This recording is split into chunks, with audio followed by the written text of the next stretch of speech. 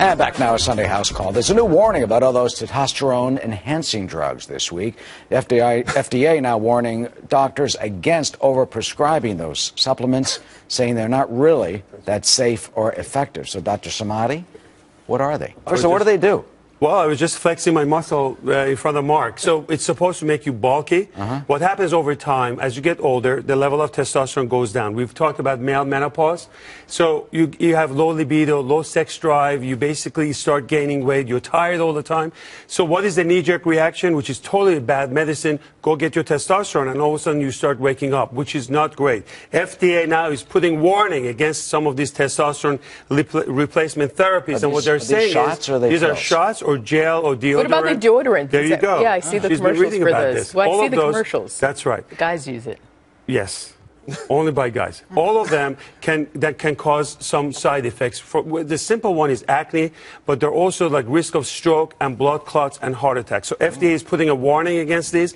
This is coming from a JAMA study. They looked at about 55,000 men, and they found out that when they're on this kind of testosterone therapy, over 65, increase of risk of stroke and heart attack twofold, younger guys threefold. So should you be doing this? Now, this is meant to be for people who have a real problem. Their testosterone is real low because they don't make it. We call them hypogonads. Not for aging population. And it's being misused. And a quarter of them don't even have any testosterone check. So when should you get your testosterone? Early in the morning. It should be over 300. Talk to your doctor before you get this. Doctor, what do you say to your patients, Dr. Siegel? Well, you know, we were talking about fatigue in the last segment, and this is a relevant bridge to this, because what I do with my patients, especially men over the age of 50, is I'm checking them for fatigue. One of the things I always check is their testosterone, in addition to their thyroid.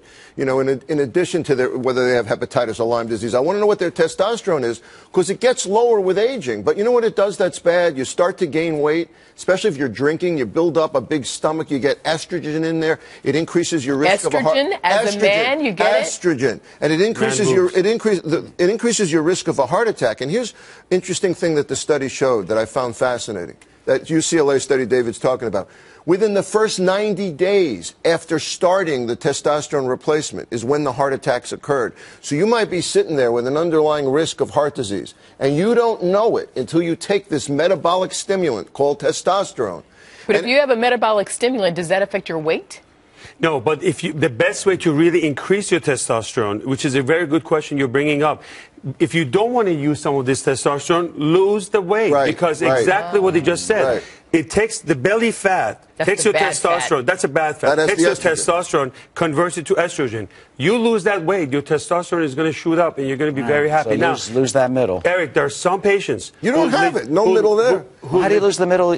Exercise. There are some patients who legitimately have a problem with testosterone. And I've seen some of my patients who you give it to them. What do you mean they have a problem? They overproduce it? They really don't produce testosterone, and they're extremely handicapped as a result of this. You give them some testosterone, they wake up, they become functional. In those patients, it's legit. For majority of people, you cannot have $2 billion industry, such an increase in number of prescriptions. All right. I want to add one quick thing here. And to David's point, exactly on this point, it's got to be my group that's doing it. You know how I'm always praising internists? Don't let your internist prescribe testosterone replacement. If I find that you have low testosterone, I'm going to send you to an expert like Dr. Samadi, to a urologist, someone who deals with this. Internists are over-prescribing this. All right. So get Cologuard, sleep well, and also have a colonoscopy. Be careful with testosterone. Have a colonoscopy. These guys are out of control today. I'm just letting you know what's happening behind the scenes. All right.